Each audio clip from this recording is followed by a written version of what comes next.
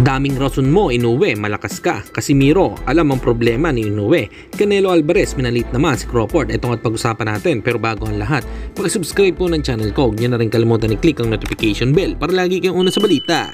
Babae na laban ang aasahan, balita sa mga pambato na isasalang, pasabog na video, lahat yan nandito.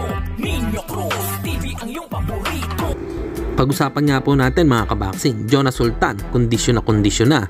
Malapit na nga po ang pagbabalik ni Sultan sa ibabaw ng ring matapos mabakante ng mahigit isang taon. Kakalabanin niya nga dito ay si Frank Martin sa September 6. Abangan nga natin kung anong ipapakita ang performance ni Sultan dito dahil mahaba-haba nga din itong napahinga or nakalaban muli.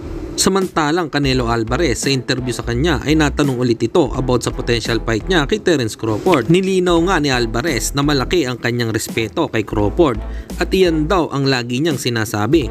Bagamat isang malaking panalo pa lang daw ang nagagawa niya kung susumahin ang ring resume nito at yun nga ang panalo niya kay Errol Spence Jr. Magaling daw ang pinakita ni Crawford dito, pinagmukha lang daw madaling kalaban si Spence Jr.